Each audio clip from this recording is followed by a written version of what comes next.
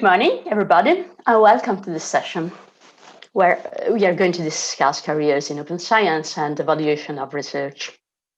Before we start, let's get to know each other. My name is Federica Tandongo, and I am with GAR, the Italian Research and Education Network, and more to the point. I'm one of the animators of ICDI, the Italian Computing and Data Initiative, which brings together key national research infrastructures and e-infrastructures to work toward the uptake of open science. I'll be your hostess for this session and walk you through this fascinating topic. But we are very much interested in learning who you are. This slide, thank you. And so if you would be so kind to tell us, you can log in on menti.com, enter the code, and let us know, or you can use your mobile device to scan the QR code. This will be an interactive session, so besides telling us who you are, you'll have the chance to provide feedback on the topics we will be discussing. And so just go Mentimeter and don't be shy. If you have questions instead, you should use the streaming platform chat. And please ask them as we go. While we are introducing ourselves, I'd like to have a few words about why we are here and what we are going to discuss in this session. Being at ESOF, there's a good chance that many of you work in science in a way or another. And, well, next one, please. Research work, what a glamorous and very exciting job you choose. Or did you forget about the romantic ideas of science and about the story of inspiration and perspiration? Of course, you'll need quite a lot of both, but what you really are doing is, next slide, producing data and an awful lot of them. That, and you're doing this as a collective. So OpenAIRE lists some 12 million data sets and growing, and we are just talking about scientific data, mainly in the European research area. So we are not giving the overall number for the world. And if you want that, well, Forbes in 2019 estimated that the overall data produced worldwide was like 2.5 quintillions bytes. Quintillions is a number so fantastic to me that calls to mind Scrooge McDuck and not anything real. So quite a lot of data and growing, many of them not directly scientific, but that can be the object of science. And most of them that took a lot of your inspiration and perspiration to produce, as you can see from the figures on the slide, as a rule, you don't own. You don't own, nor your organization does, because only a little part of these data are currently open access. So what you are doing really for your career, is this data going to improve? No, actually it doesn't per se, because your data are not important unless there is a paper, and the right one at that. So how does research evaluation work today? It's based on bibliometric indexes, or for not bibliometric sectors, on a list. of selected journals. Now, if you work in research, you are bound to know everything about H index and impact factor. So we are not going to say anything about them directly. But probably you have also spotted some of their pitfalls, and we will have a few words on that. So, early career scientists are penalized. And what about the context of citations? What about if I receive a negative citation? This is not taken into account. What about self-citations? The system can be cleverly manipulated. And also other pitfalls. The number of authors in a paper and their respective contribution is not taken into account. And it seems somehow to give more credit to large collaboration. And another important point, it really penalizes multidisciplinarity and transdisciplinarity, because it's so much difficult to find somewhere with a sensible, which will give a sensible visibility if you are working cross disciplines. Nobody will publish your research, even if it's innovative or because it is innovative. And that's why it doesn't facilitate science freedom and innovation in science. So is the impact factor any better? Let's see. No, it's not. So, for instance, a recent journal, even if it's prestigious, are not assigned an impact factor for several years. And so that's a big problem. And what about the quality of a single paper? I'm publishing on a very high level, high impact factor journal, so my paper is really good. Well, not necessarily according to studies. And again, there is a problem of number of authors and multidisciplinarity again. No impact factors for cross-disciplinary research. So why I should bother? And the last thing, which is probably a paradox, it has never been certified by studies, which it's, strange if we consider that we are talking about science. And when it comes to evaluation of science, you use a method which is not science-based.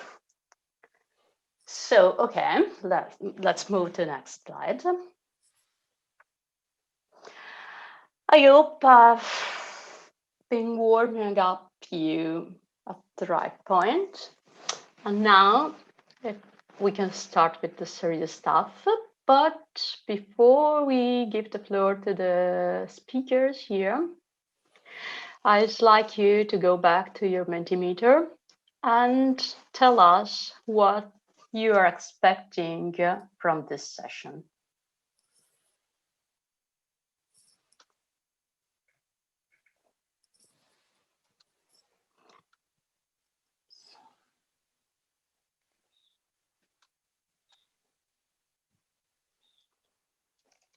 Okay, so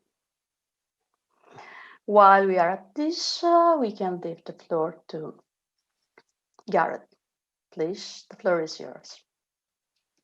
Okay, yeah. So thank you for the opening, Federica, and I hope I'm not too serious.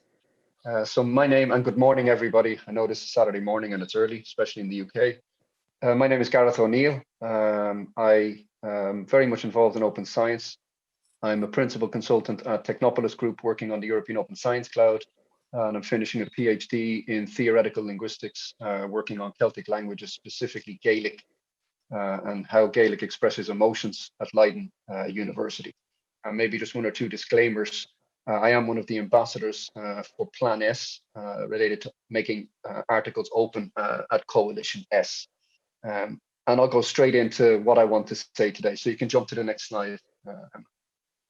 So before I start, maybe I should explain what open science actually is, or at least in my view, seeing as that is what we're talking about today.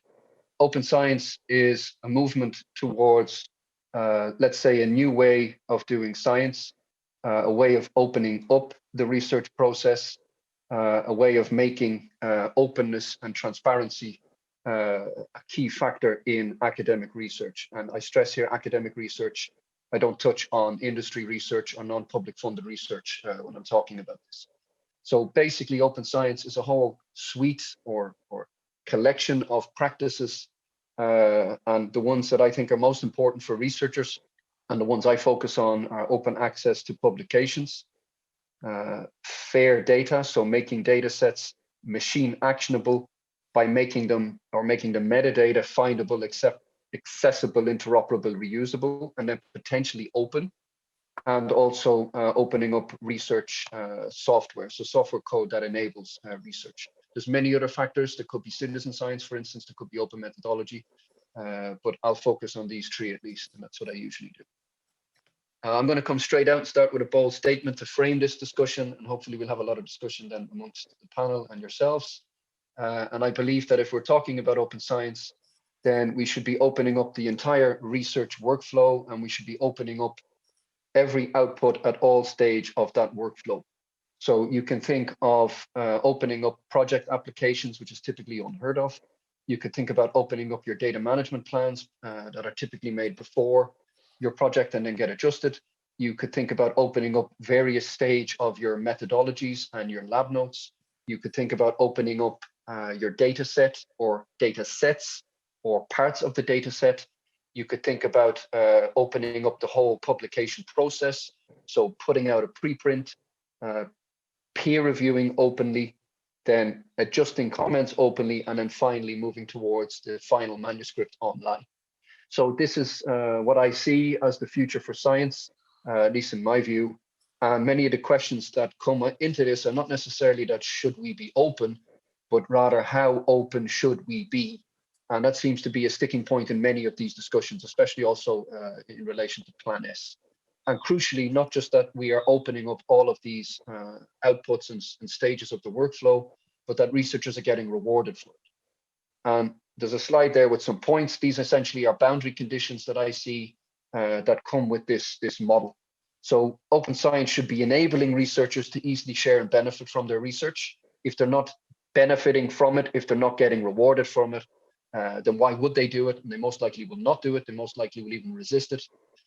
Openness is not a spectrum. This is crucial. When we say open, it's not a black-white dichotomy of it's either open or it's closed. Not everything needs to be made open, full stop. Military data, private data, biomedical data, intelligence data, this will probably never be made open outside of the context that they're used.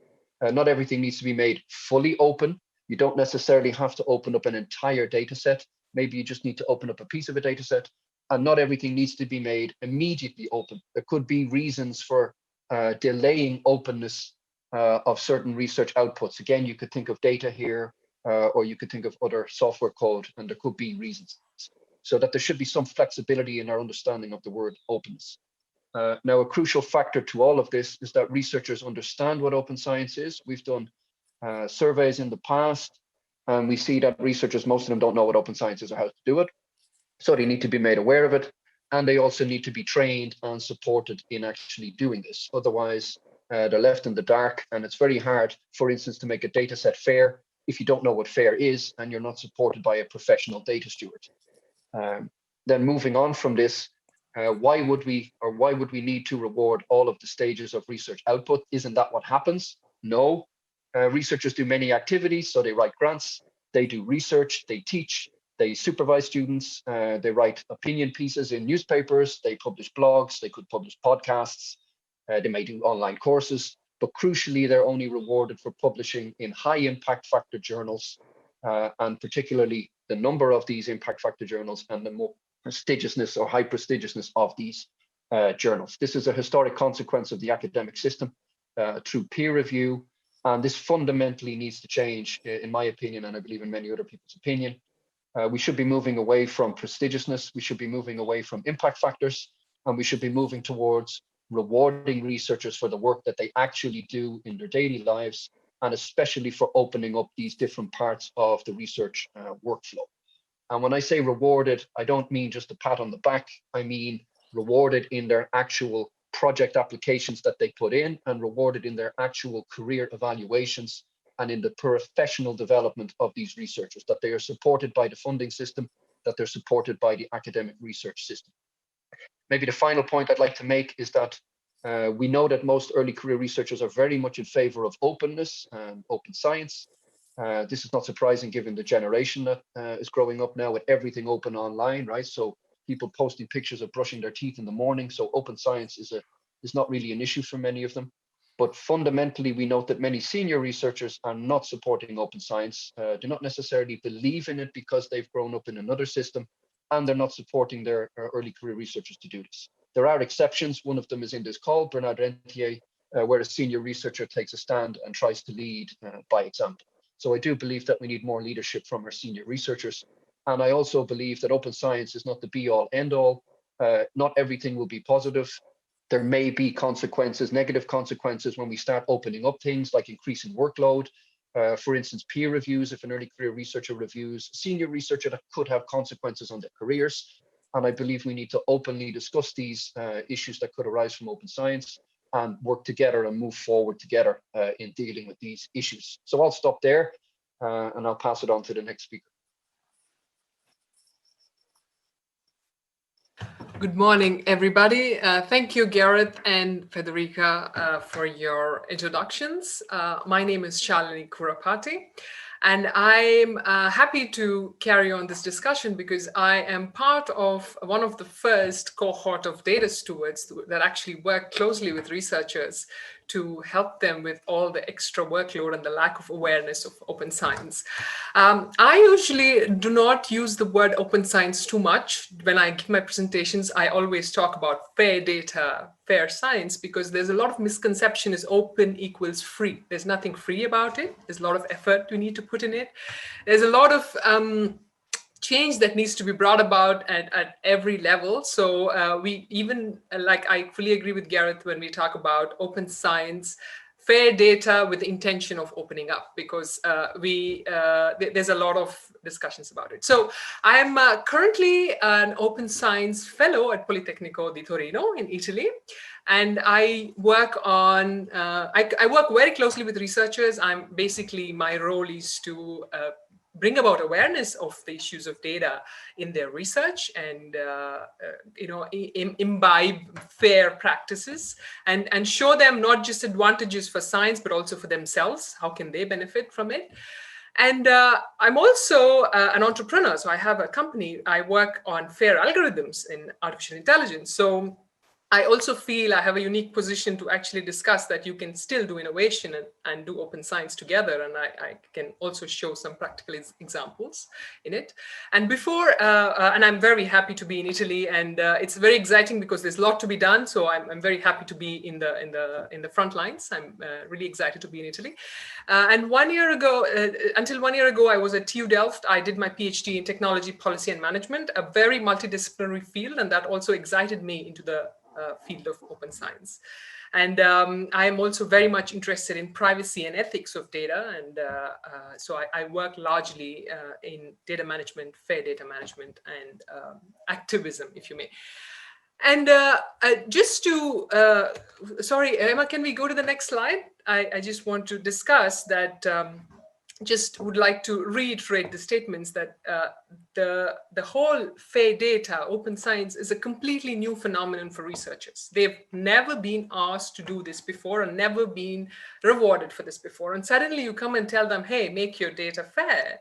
And they're going to be like, okay, why should I do that? And even if the young researchers are very much willing, maybe because of their ethical, you can appeal to their ethical reasoning, or they have some intrinsic motivation to do so. They sometimes even receive pushback from their seniors saying that, why aren't you writing another paper? Or why aren't you writing another proposal? So because there's a lot of effort, because even before you think about opening up everything, there's a lot of things to do before that. You need to manage your data right from the beginning. Where are you going to store it? How are you going to name it? And how are you going to find the file 2 years ago? Like even before you reach that point where you can share it, there's a lot of day-to-day banal stuff where you don't see the return on investment, if you may. Immediately, maybe it might be useful for you 2-3 years from now, but immediately you don't see, why am I doing this? So there's a lot of, first of all, a lot of confusion about what is open and misconceptions sometimes, and there's a lot of effort involved. So they do need a lot of support, and especially research outputs are evolving, and for different disciplines, they're very different. And if you can go and tell them about reproducibility, but not to everybody. If you go to industrial design and say, we want you to do reproducible research, they say, but I'm an innovator. I don't want my research to be reproducible. I want a unique design. Then you talk about transparency. You talk about the evidence, the log trail of what you did to reach that result. It's more about doing good science, efficient science, quality science. So the message that goes to different people also is very different. And what the biggest gap, what I've seen is that I fully believe in open science, and I think the world can benefit a lot from doing fair science and fair data and fair research outputs. But the gap between the policy and the vision and the ground reality is very, very, very large. And I work very closely with researchers, and I also happen to work also with the policymakers, and I see that this divide has to close, and we need a new kind of space in academia to actually close this gap. And that's where I think data stewardship can play a very important role, because it's not just a support role, but it's also a coordinating role. It's also bringing the stakeholders together. And I've been fortunate to be in such a role for the last 2 years. So I can give you my view of what it could be or it should be. And of course, it's evolving. And I personally felt like I was some kind of a general practitioner for all kinds of data questions. So researchers would come to me and say, oh, I'm in a European project and my project partner does not want to use Google Drive. How am I going to share this information? As simple as this. And sometimes there are very difficult ethical questions that they come with. I'm doing a social media research with fake news propagation, and I want to develop a bot that fights with the bad guys. Is that ethical enough? So even before they go to the ethical committee, they would like to have some kind of some information, some place where they can actually ask these questions, and somebody who is connected well enough to go to different places and ask them. So these pragmatic questions, and we always are very researcher oriented. And I have a background in research. I have a PhD in postdoc, so I fully understand their problems as well. So I don't completely say do not use any commercial software, only use open, because that's not practical enough. And what's good for them, what's useful for them. And so it's really like a very activist role. You have to drive cultural change. You have to train and inspire at every level, not just the researchers. And you also need to prepare policy based on what you've seen, based on the needs that you see, whether it's in your discipline, whether it's in your university, whether it's your institution. You have to make really realistic choices that can bridge these policy gaps. So this is a very multidisciplinary role that's evolving. And I think researchers should also consider a role in data stewardship apart from their academic careers, because it's a very exciting field where you get to work with all kinds of stakeholders, not just in your university level, because I'm in touch also with the university associations who do these things. So I really encourage researchers to go into this field, because it gives you a very rich perspective of doing science. And even if you're not producing research papers, you're actually helping researchers to do efficient research and doing your part in science. And if you're interested, I've written a blog about it. Please feel free to read it. So that's what I was trying to say, that researchers do need support, and we have the technological resources. I think, of course, we have to work on interoperability between them, but there's a big need for people resources to actually bring about this change, and data stewards or any other terminology around this job position. It could be data stewards, data manager, consultants, you name it. I think they are crucial to bring about fair research into practice. Thank you.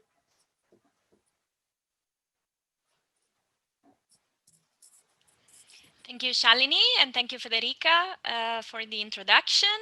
My name is Emma Lazzari. I work for the Italian National Research Council. I'm a researcher in open science, and I am part of many different initiatives related to open science, and I work for different projects and infrastructures that help people actually embedding open science in their research flow.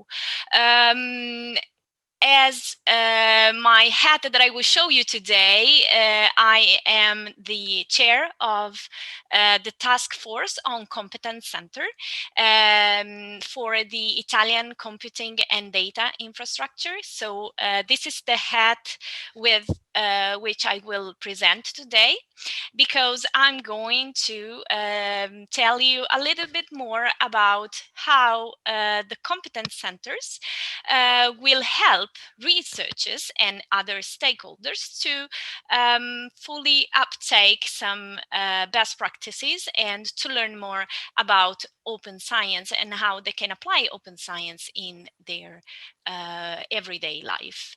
Why do we need competence center? Well, the title is quite self-explaining, but we do need centers that can provide the researchers and other stakeholders with the skills that they need to practice open science in what we are building, and it's called the EOSC, the European Open Science Cloud, that will strongly affect researchers' life in the next years.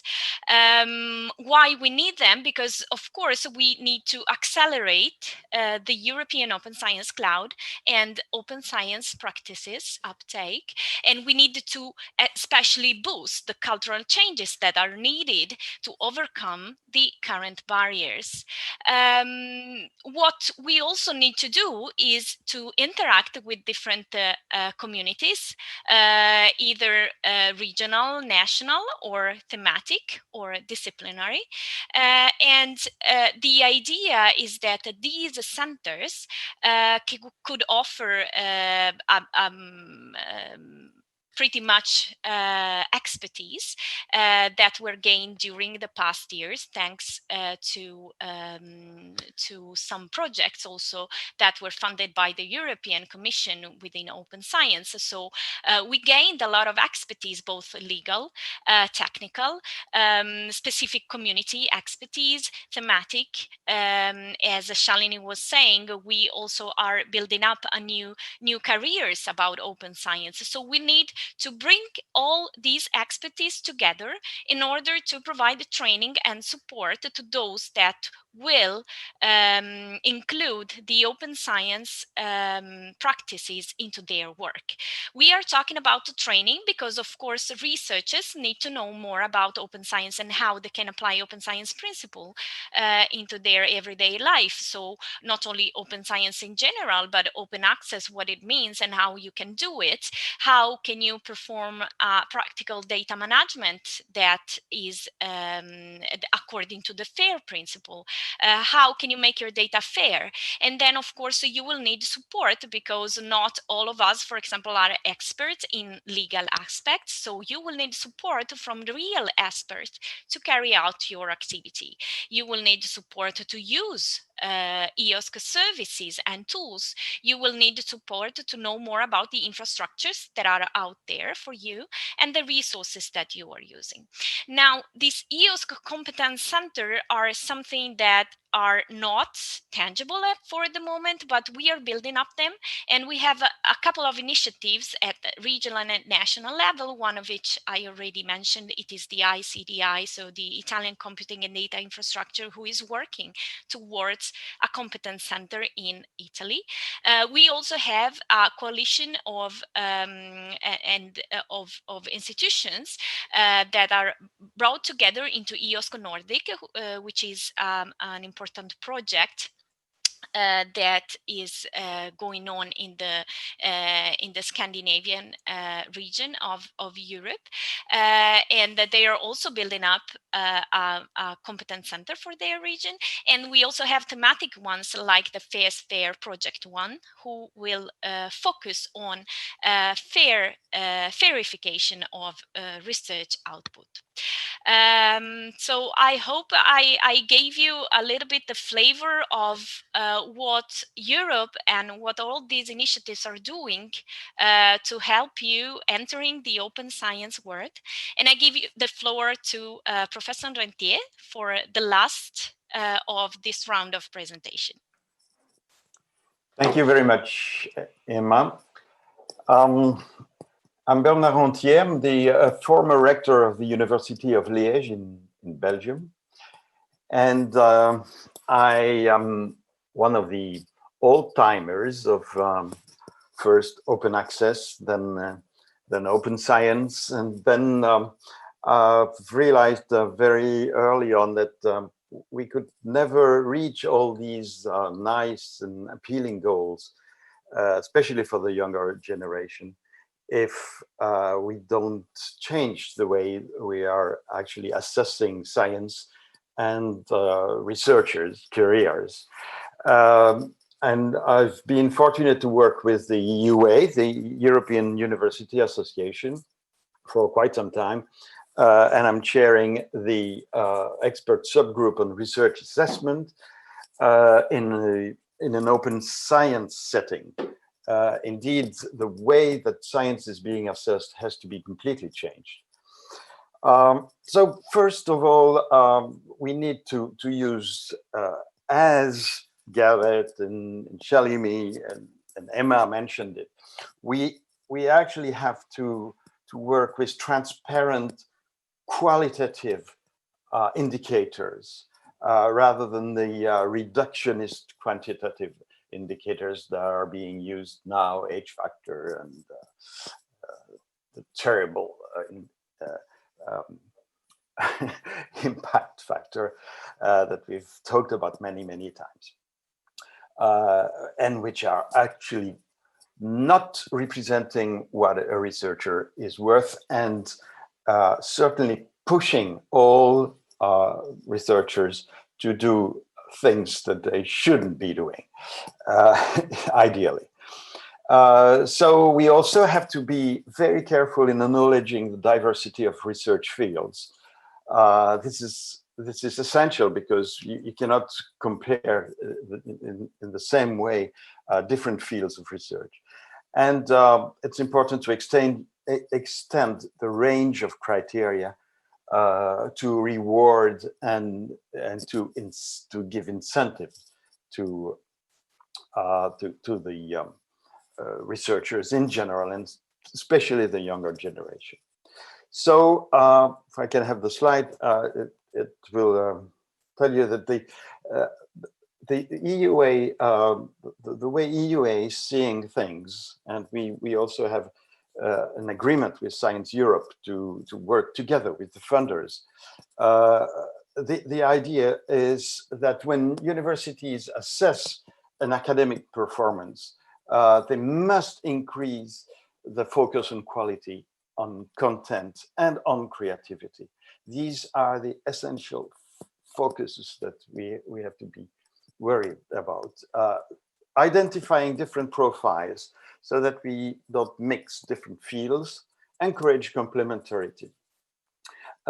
We must assess researchers based on their individual, but also on their team performance, or else you're hampering the way that people can actually work together if you don't encourage them to do so, and if they lose something in the process.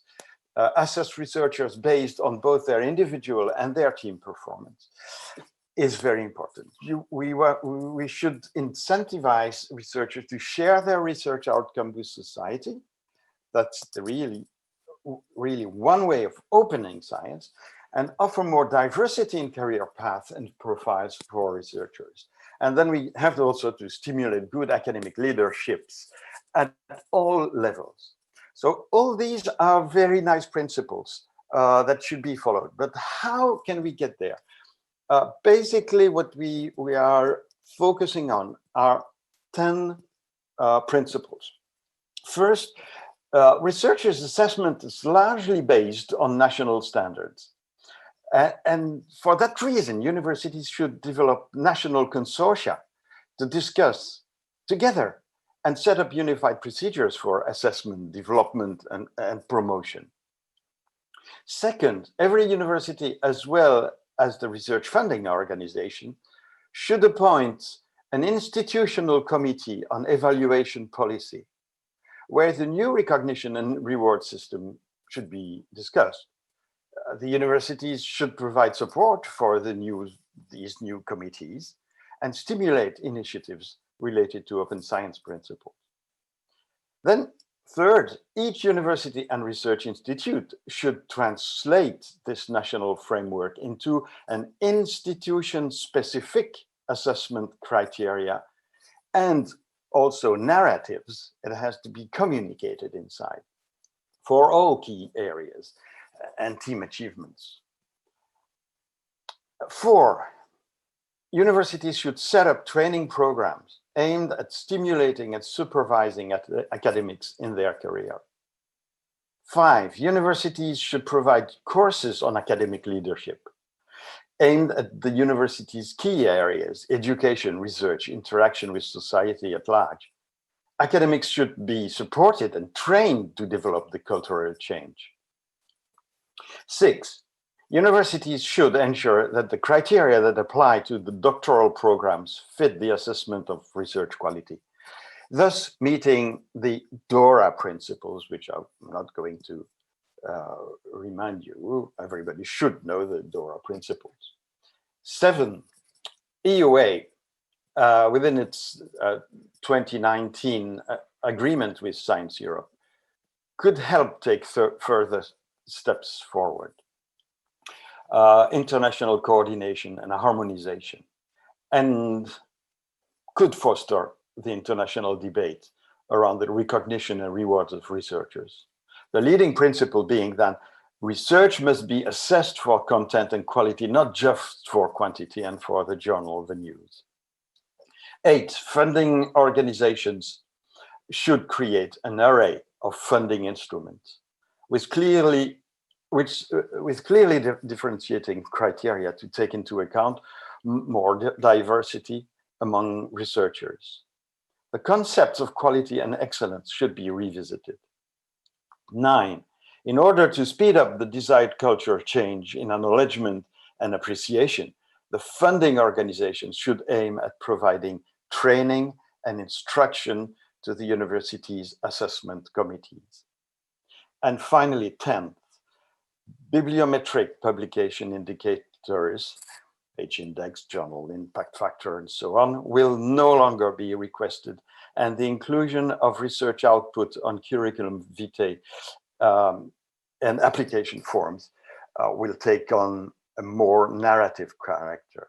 Additionally, academics may be asked for a top 5 of their impactful outputs rather than a complete list of publications. Greater emphasis will be put on societal impact, open science, diversity, and talent policy. Thank you.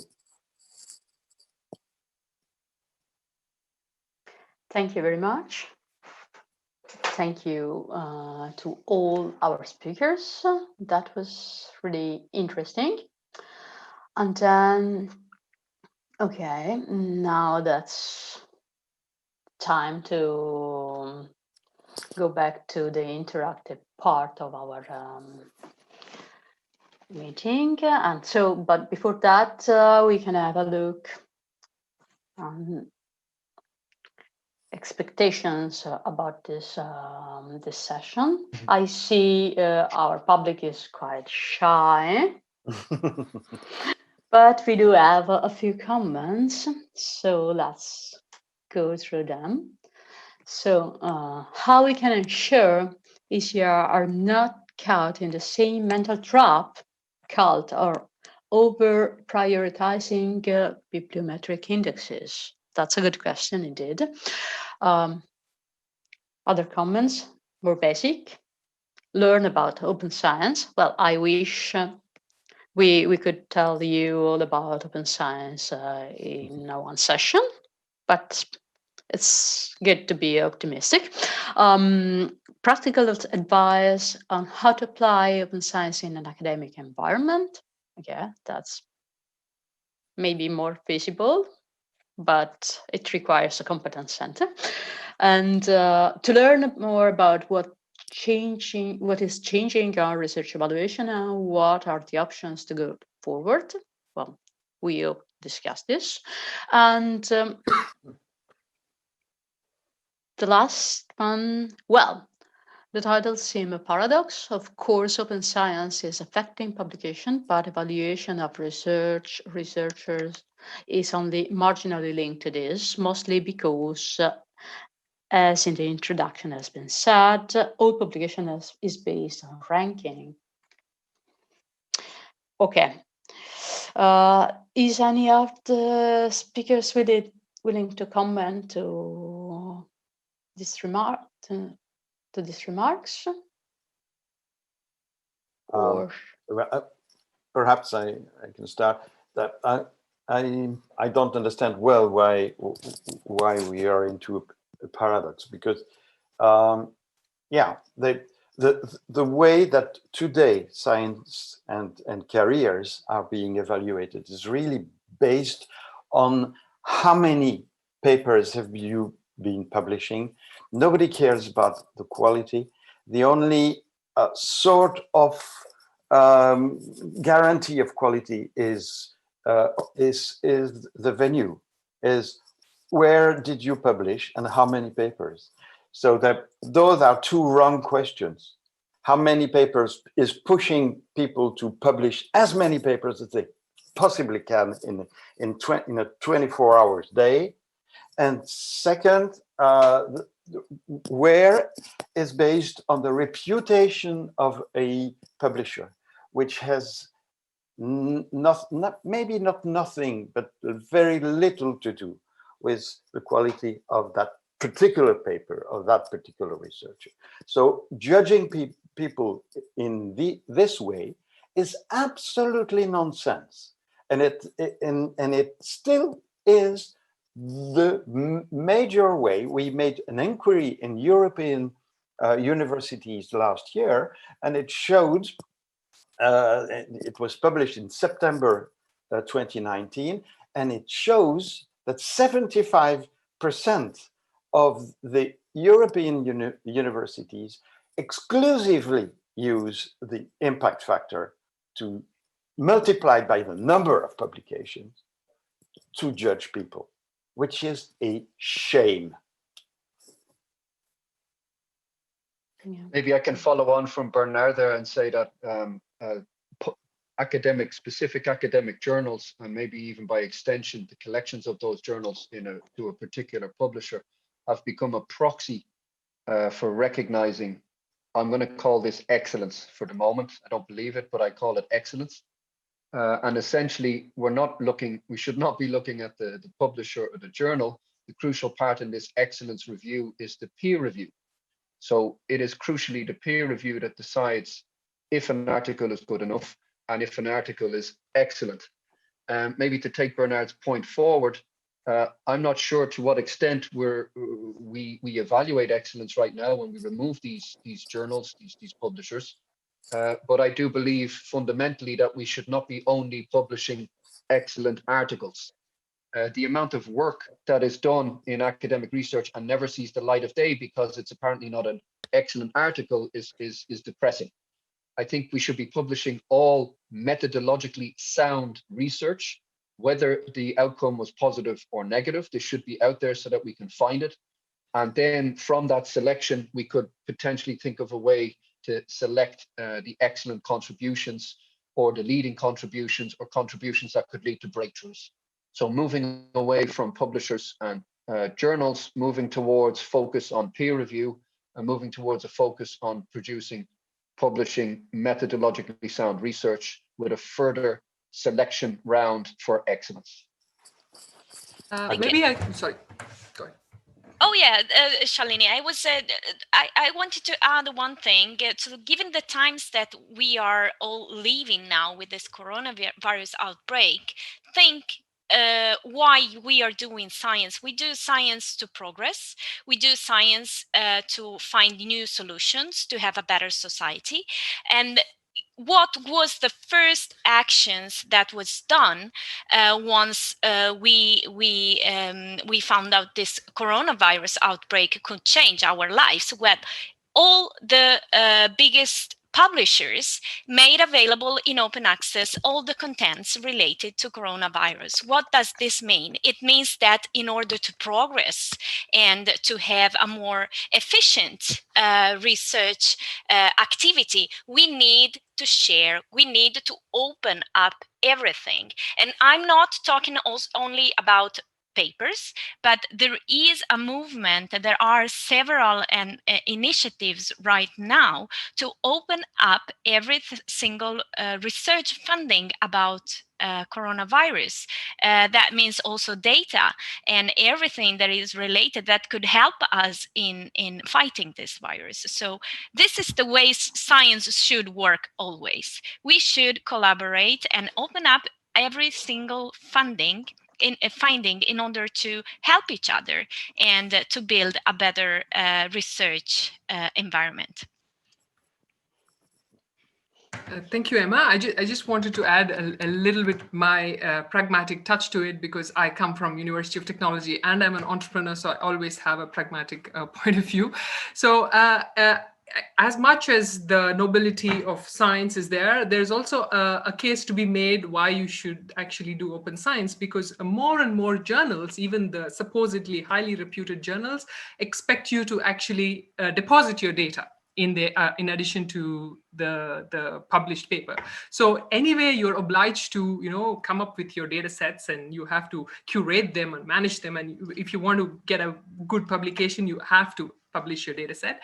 And if you're going to, probably you're going to write proposals in the next few years. And from next year on, Horizon Europe gives you, you don't have a choice. You have to create the data management plan and start doing research. What I'm trying to say is we are talking about today how the research evaluations are, but these are slowly changing. Maybe not soon enough. They will be changing. And we can't simply say that now it's impact factor, so I'm not going to do open science, because if you don't prepare yourself very soon, in a few years, you might be actually negatively impacted if you don't do open science from now on. And there are a few examples where open science practices are actually showing up little by little. If you've heard about the credit author statement recently. So instead of writing first author, second author, third author, you can actually say, what have you contributed to this paper? Is it software? Is it writing? Is it validation? So you can start having changes already little by little in your practices, even without the national levels ratifying within your research group itself. So there are a lot of practical things you can implement and look at the future. That's what I wanted to add.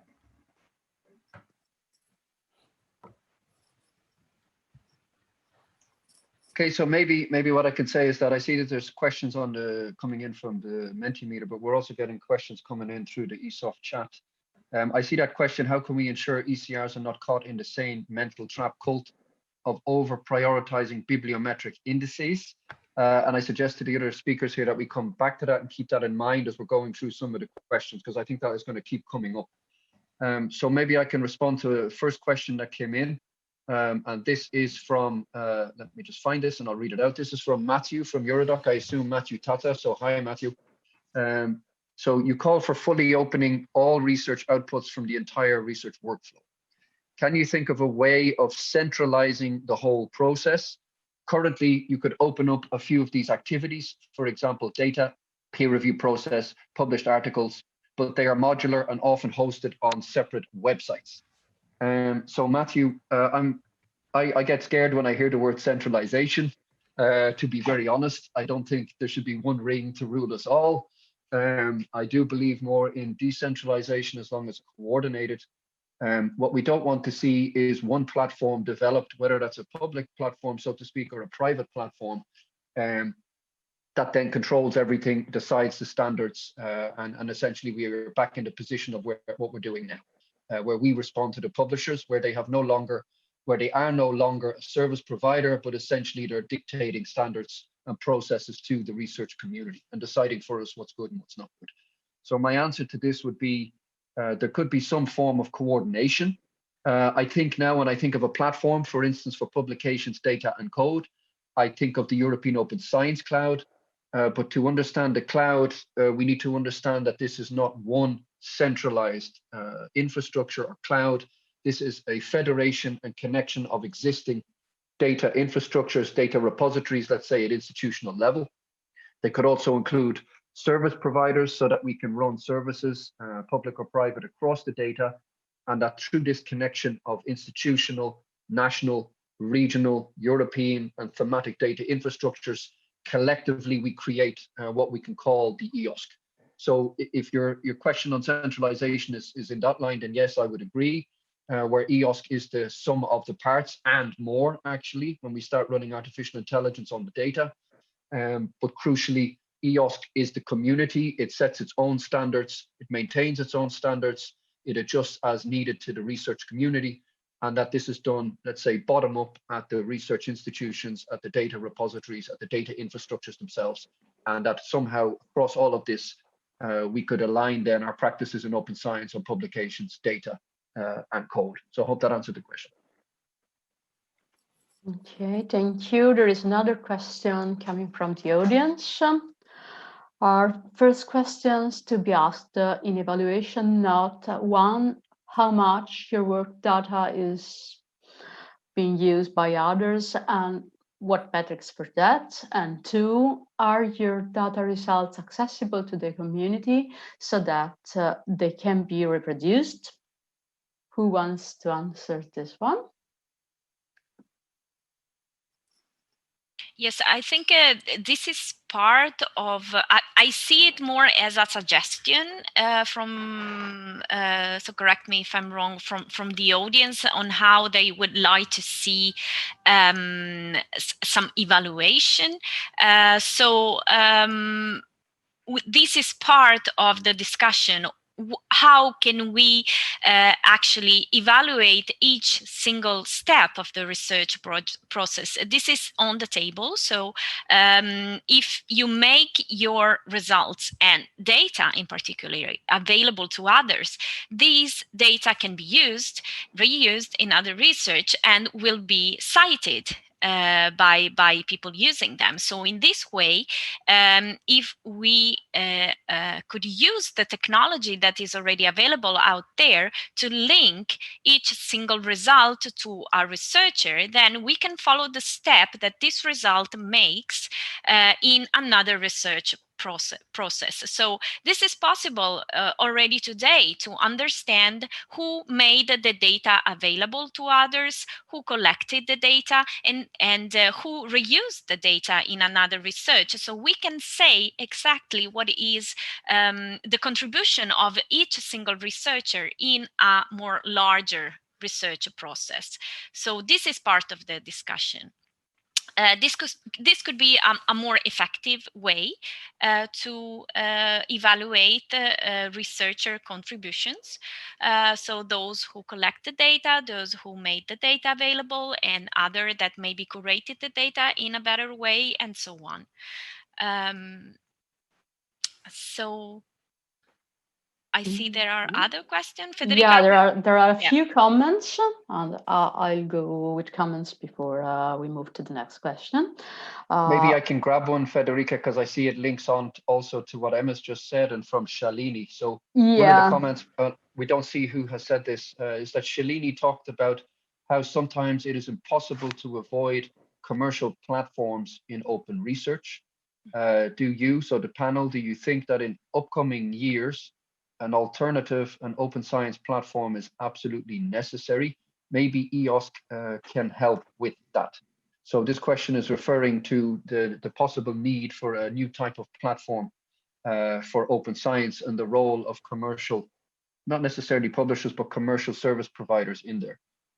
So my take on this, my own personal preference would be that we create new platforms for publishing articles, data, code, from taxpayer money, and that these articles are, these platforms are controlled, in my view, by the academic community themselves. They're maintained by the academic community themselves and standardized by the academic community themselves, and that the money that is needed for this coming from the taxpayer purse is kept at a reasonable level, obviously not looking at making high profits. That said, I do not believe that there is no role for commercial service providers. I think it's crucial that commercial service providers are incorporated and included into this whole publishing system. They've been an integral part of this. They also help to drive innovation and drive competition so that what we're doing doesn't get stagnant. I think the key point here is to what extent they are involved in these platforms and the rules of engagement or the rules of participation that we set for that interaction. So I would push for public infrastructure, primarily run publicly by the research community, and then in combination with commercial service providers to develop, innovate, and build these platforms and help us do this in a fair manner that makes everybody happy, and that crucially that these commercial enterprises remain the service providers that they are. So just to add on to that, because it was what I was talking about, the commercial enterprises, is that I think one of the biggest, let's say, objectives EOSC is to kind of attain data sovereignty, because I fully agree with, I mean, we cannot leave private service providers away, because researchers are very cutting edge. They would like to use the best services that's useful for their services. You can't simply say, just use this. Try convincing a researcher saying, use only this platform, and see the pushback you will get from them. You can never impose something on them. They should obviously take an informed choice. These are the positives, these are the negatives, and this is what you need to be doing under this framework. And I think EOSC, I think it's probably a misnomer. It's not really a cloud. It's a federation of services where it could also be private services. It's not necessarily only public services. So maybe that should also be made clear to researchers that they're not like forced to use one central system. It's actually a varied services that they can choose from within the framework of open science. And yes, I fully agree with the comment. I agree with the comment of the invisible contributions. Thank you. So just to respond to that, Shalini, that I think that's very fair. And because they refer to EOS, that is also one of the goals of EOS, that there will be different entry points into this so-called EOS. And these will be at institutional level or thematic level or any level that we can think of. So researchers will not necessarily have to go to one specific entry point to gain access. They can use their own entry points or the entry point of their choosing. And if commercial services are there, they may not even see that, because much of that will be on the back end. What's crucial for the researchers is that they have easy access to find publications, data, and code, and that they have the necessary tools, public or private, to run analyses, to gain access, and to exploit the data, publications, and code. Oh, yes, Gareth, just one quick comment on that. We could also learn from private initiatives that have improved open source software. For example, GitHub and GitLab are like leaders in actually taking open source software forward, and you see the collective effort. So we can also learn from them. Yeah. There is also, if I just can make a short comment, there is also this ORE platform that is now being developed by a private company, actually, that came from the tender that the European Commission made last year. So they are actually a private company, and they already have a publishing platform, an open access publishing platform, and they will develop an open publishing platform for the European Commission that will be available for all researchers that receive European funding to submit their article in a preprint mode, and then get an open peer review and get their article published. So this is an example on how the innovation coming from the private companies can help the public to realize something that is really useful. We will see the ORE platform now coming in, I think the next weeks. They will start receiving submissions, and they will be online in January next year. So we'll see how that goes also. Let's hope they are not, they're capping the prices. Yes, they are doing that actually. So the EC will pay for the fees that are already decided for all the H2020 and Next Horizon Europe funded projects, and then there will be, I guess, a fee for external people to publish on that platform. But still, we do not have this information. So I think there that is would be more to important. come. Yeah. That would be important, because or else we will have a cast, of a special group of people who are selected by the ERC or by the European funding system, and the rest of us will be nobody. I heard about something. I think it's between 300 and 500, I guess, for those that receive European funding. But this will be covered directly by the European Commission, so they will not have to pay anything.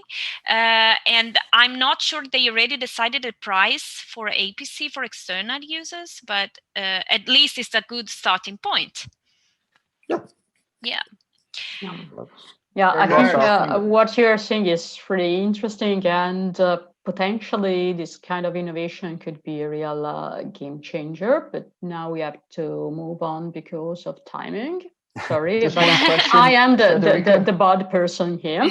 So we still have one comment and one question from the audience. I suggest we go through them quickly. So the comment is again from Matthew. Based on Cohen Vermeer talk yesterday on fair data, we shouldn't moralize the open science practice too much. Instead, make them simple to perform and normative. Well, I think we can all relate. Yeah, we all agree. Yes. Yeah, we should move ahead from the moralization. Yes. Yeah, that's practically my standpoint always. And as for the question, it is another question to Garrett. Everything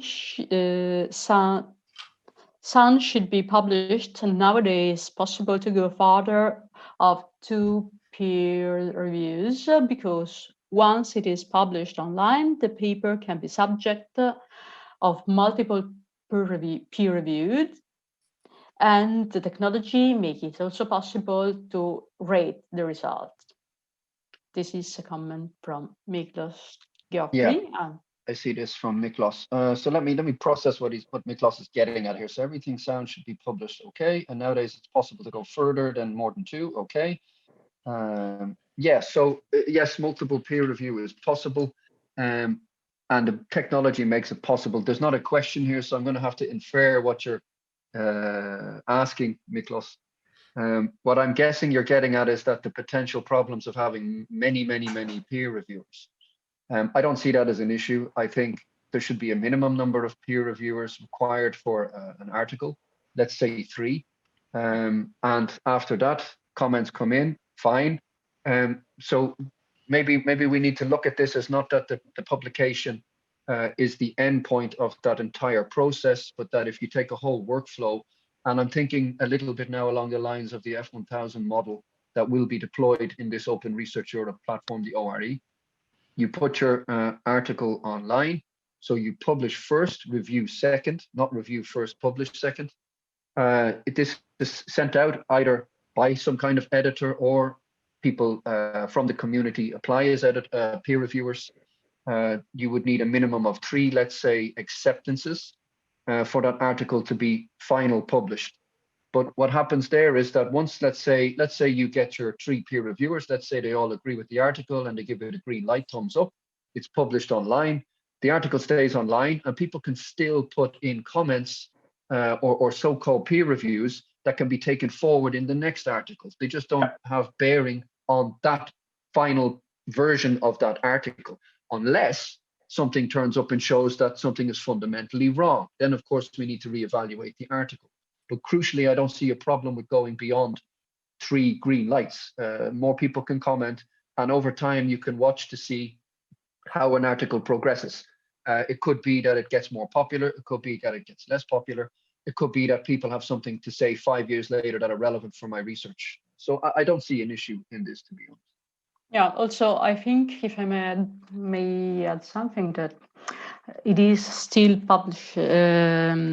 paper-centered, but you should also consider, in an open science context, you should also consider that besides the paper, there is data that can be shared and facilitate the verification and reproducibility of what you are suggesting in the article. So it's not just articles.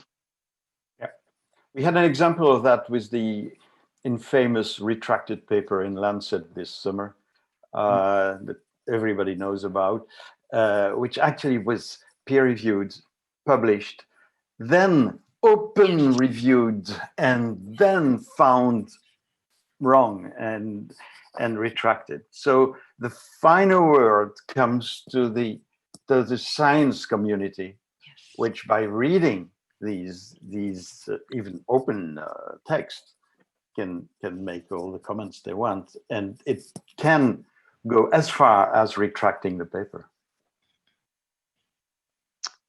Okay, yeah. Yeah, and I think this is a mindset. It is a mindset, right? We've gotten used to working in this closed environment, and I think we need to push for this cultural shift, this mindset shift towards not that we're antagonistically opposing each other to move forward, but that we're trying to help and collaborate with each other to move forward. That a peer review is not necessarily an attack or a battle or a war, but that this peer reviewer is trying to help and engage. I do know, for instance, that there are some wars. There's a famous book in linguistics called The Linguistic Wars between different camps. And there, the peer reviewing maybe can get contentious. But I think opening up the peer review can help that transparent process, can help people work more constructively and collaboratively because they know people are looking, and maybe can get them to focus a bit more on the actual content. That's a personal view. Coming back to the question on how do we make sure ECRs don't get caught in the trap, I do think we have to keep in mind that ECRs are vulnerable in many stages of this, and we have to think of ways that they are not impacted negatively in this. So again, I'm not sure what the answer is for an early career researcher who openly peer reviews and negatively, let's say, peer reviews an article of a senior researcher. I think we need to find ways around that to safeguard that. Maybe it's delay of the opening of the identities. That's one possible way. Maybe others on the panel have an idea. I'm not sure. Okay, thank you. Look, I'm the bad cop here, and we are running short of time, so I'd like to move forward to the questions we prepared for our panel. Please, Emma, can you move forward? Okay, please.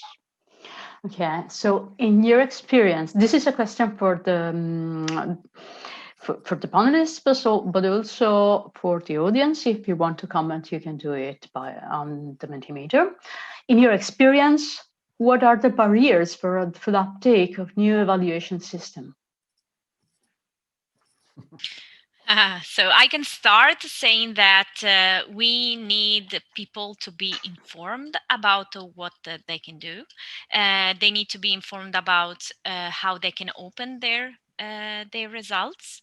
Of course, there is a big barrier that I see is that the system needs to be simple. So going and check and evaluate in the merit of each single result could be difficult indeed. So that's why we rely today on bibliometric indexes. I think we should arrive to a good balance between maybe indexes and also an evaluation that goes deep into the matter of the results. But the indexes that we are using today, of course, as Federica was mentioning, have several drawbacks. So we should think of other ways and other indexes that we could use. Yeah, I think it's a very good point. One of the main barriers, I have many, but I can give two. One thing is the uptake at the national levels, because usually research evaluations are usually very centralized. So if this is not implemented at the highest level, nobody is going to, change it actively. And there's also a lot of cultural aspect to it, because numbers, they think they are black and white. Like if the higher the number, it's supposedly objective. It's, you cannot, favor one over the other. And when you have qualitative metrics, you kind of think that you can favor. Especially, I see that a big difference in the Nordic countries and southern countries in Europe itself. Like even it becomes a political discussion. So if there are no numbers, how am I going to know this person is good or not? So I think ensuring objectivity and fairness in the whole process, I think, could be a big challenge. Yeah. The difficulty is is in the mentalities which are used to quantitate quality, which is an impossible task. So it's better to comment on quality, to make statements. It takes more time. It's more tedious to do, perhaps. It's certainly much more time consuming than just putting up numbers, but without that, we will never move ahead. So I think the main barrier is to make sure that people are trained to evaluate quality in qualitative terms, and that is to be taught at a very basic level to the very young generation. One thing that I see a comment coming, and one thing that I would like to add is that open science is not going towards the current methods that we have for science evaluation. So you can still perform open science and open access your research results without affecting your bibliometric indexes. So this is an important point. Start sharing today, because a new evaluation method is coming, and it will be probably based on the results that you will make available in this moment. And if you want to be evaluated in the future, you should start sharing today, because otherwise we will not be able to understand who, for example, has used your data, what is the path that your results made in other research. So open science is not in contrast with the current evaluation system. This is a point that I would like to stress. Yeah, I agree. Yeah, and I think we need to ask ourselves, because we're talking about metrics, but we need to ask what metrics and what are they evaluating. So there was an expert group on, let's say, creating new metrics at the European Commission. And Bernard, I believe you were in one of the expert groups on career assessment. And from that came a report called the Open Science Career Assessment Matrix, where a whole scale of different activities that researchers do were put down, and that in principle we would like to start rewarding for all of these different activities, and how could we in a way metricize this. I do think the important point to note is that if we create new metrics, we do not just start focusing on the new metrics and start creating a rat race on specific new metrics there. And again, that's something that we have to keep in mind when we move forward. I don't know if, Bernard, you want to say something more about these metrics, but what are the fundamentally important ones in there? And how do you rate or rank them? So is an article, publishing an article, the same as publishing a data set? Is it the same as supervising a student? Is it the same as teaching students? No, it's not the same indeed. And there are, we actually proposed 23 different indicators, and the weight that is to be given to each of them is the decision of every jury or committee, where they have to decide with how much each of the 23 criteria is weighing. it can even be 0. They can even forget about 1, 2, 3, 5 of these criteria and put in others. Just what we want is that people work with a multiple criteria system, and then they also make different columns according to how old the person is within his or her career. Just splitting either R1, R2, R3, R4 of the European system, and then have a third dimension. If you're judging a chemist or a sociologist, you cannot use the same criteria for everybody. So the system is not a very rigid. CAM, the EOSCAM is not a rigid system. It's a very, very flexible system, and it has to be. But the only important point is never judge the career or the advancement of a researcher with single items or with single numbered evaluation, so-called evaluation criteria. You must be multi-criteria every time. Okay, thank you. According to the age and the field. Thank you. I'm with my bad cop hat again. So before we move to the next question, I'd like to highlight a comment from the audience, which adds on the barriers. Habits of senior researchers who are many of the evaluators. Easiness and rapidity are not easy to achieve if you start reading publications and looking at data. So new metrics are key, and that's very sound with what you are saying. And specific quote on that is therefore paramount. So I think we can all relate to this comment. And we do have a question from the audience, which in my opinion will bring us to the next question of the panel. So the question is, I want to be an open scientist. What would be the main advice from the speaker of how to do that in concrete terms? And I think that the next question is going to show this, because that it is, how do you think a new way of assessing research careers would affect the way research is done? The floor is yours. Federica, may I just make one small comment on what we discussed previously?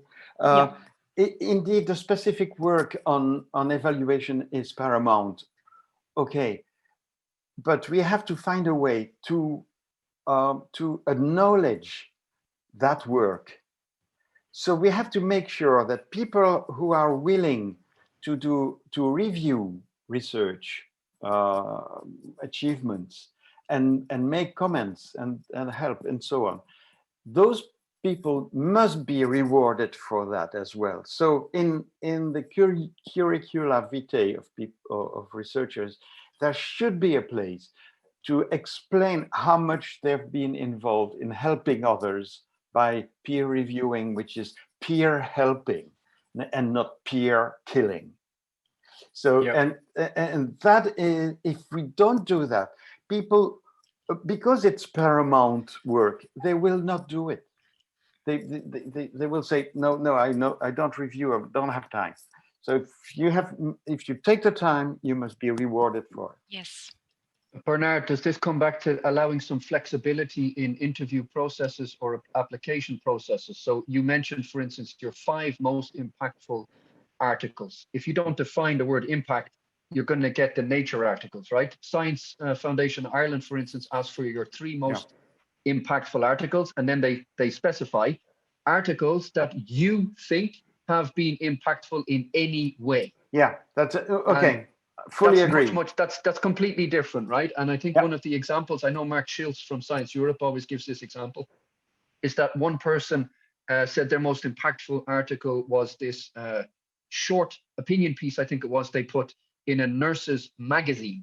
So not necessarily even peer reviewed, but the point was that in this nurse's magazine, it had an outreach of 100,000 readers.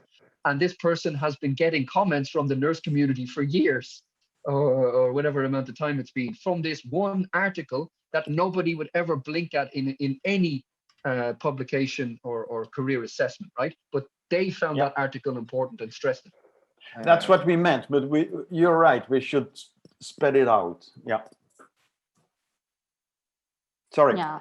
Okay. So next question, and be quick about it, because we have less than 10 minutes now. Well, I can say what I can say just to start this discussion is that for the moment we only see papers coming out of the research life cycle. So researchers are really stressed about this publish or perish thing, and a new way of assessing research careers could help researchers also in carrying out better science, because they will not be stressed only on the articles and the number of articles they are writing, but they could be rewarded also because of the amount of time, the long amount of time they spent into collecting data sets that could then be used by others.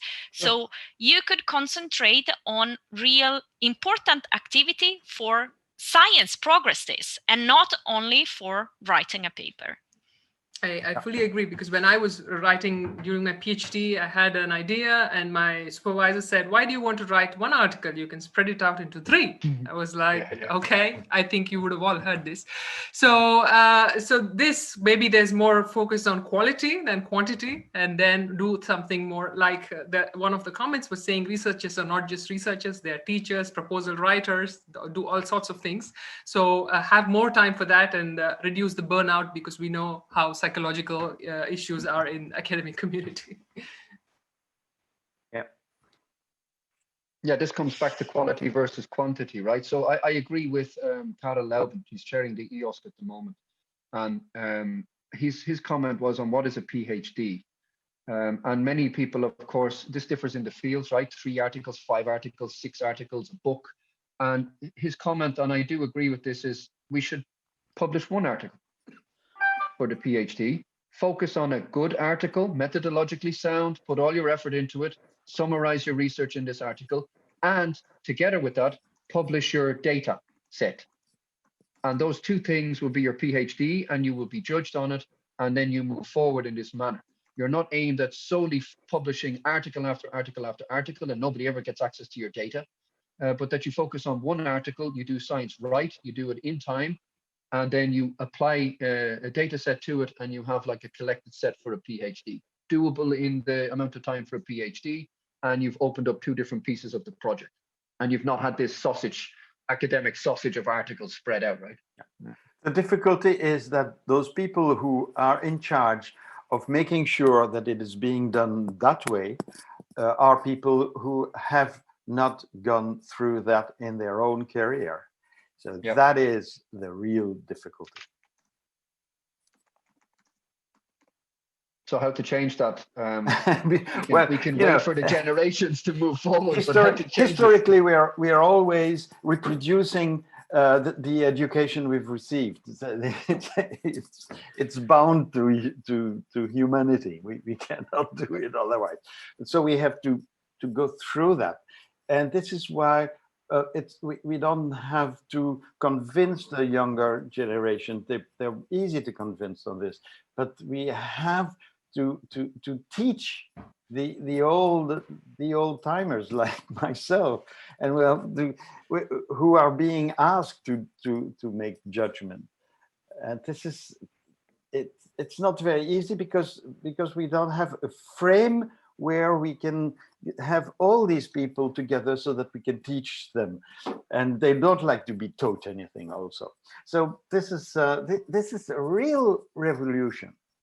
It's a very complicated thing, but let's keep at it. Okay, and this word revolution brings me to move on the next question and last, which is, how does open science open up a new space in academia?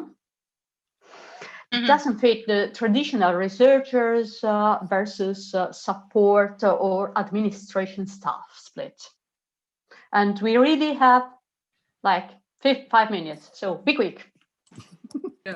I can just quickly start because I'm one of the new spacers in the new academic environment, because I really think open science can open up an alternative career path for researchers, because we know that the funnel is really narrow at the end, and we cannot all become full professors. But there are also very, very fulfilling roles to be done in the open science framework, both if you want to be hands-on with data, with support, with activism and training, but there should also be a lot of uptake from institutions that to recognize this need and take it forward, not just on technology, but also on people. Yeah, and we also need the thing is that in order to be an open scientist, researchers need support. Exactly. And so we need people that will support the scientists and do the work that is needed to open up the results. So right. Researchers need to know how to do it, but they need to be helped by others, by experts. That's why we need competence centers. Absolutely.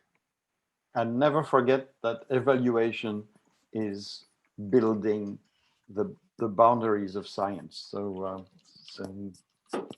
people are doing what they are being expected to do. So it's really, there is a strong, influence, top-down influence. So we have to work on the top. Maybe I can follow on from what we discussed about the senior researchers and tie it to this new space in academia. So I think that the drive should be coming from the community itself. And if that is the case, that at the moment it's the early career researchers, then so be it. Let them drive forward. Let them do that with support from the institutions. I'm thinking specifically now in the Netherlands, there is a community called the Open Science Community. Yeah. And it has blossomed across almost now all of the universities in the Netherlands. So there is an open science community Amsterdam. There is an open science community Delft now, I see. There's an open science community Leiden. There's an open science community Tilburg.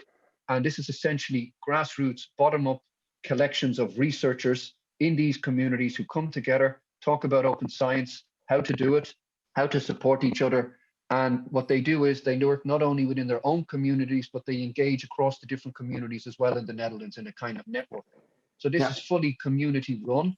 I do think it's getting support from some of the universities now. Leiden is supporting to some extent. Utrecht is supporting to some extent. Maastricht. So I think Maastricht. So I think this is a new space. It's a new initiative. It's run by the researchers, supported by the institutions. And I think that's the way forward. If they cannot get the support from their supervisor, then let them get it from their from their friends, from their colleagues. But Gareth, I fully agree with the community-based approach, but you shouldn't forget that Netherlands is one of the very ahead countries, and there is a lot of top-level support as well. So I think we need support from both sides, because community level of support, if it's alone, are not enough in this field. Totally agree. Yeah. And the presentation, the open science movement came from the ground first, right? It took years to get the policy support. So it only came in 2016 from the Commission. Now it's getting beaten down again. So now they're meeting in the middle gradually, right? Yeah, but the example should be followed. And what I told you about the EUA policy is very, very much inspired by the Dutch system. Thank you. Now we are in our last minute. So I have to thank all the speakers and our public for their participation. So we have discussed problems and pitfalls of the current evaluation system, along with possible solutions, the evolution of professional roles in relation to the data management and open science, and the ongoing design of competence centers and other tools we can use to bring this forward, and a vision about how we should change the system to advance science before all as a collective endeavor, while giving credits to researchers and evaluating them for what they are worth on a more fair basis. So making fair data a fair business for them. And we believe that the revolution is coming. and will bring you out of the big publication maelstrom. So follow us, please get in touch, help us to make this change. Thank you. Thank you. Thank you, everybody. Thank you Thank very you, much. everybody. Bye. Bye. Bye.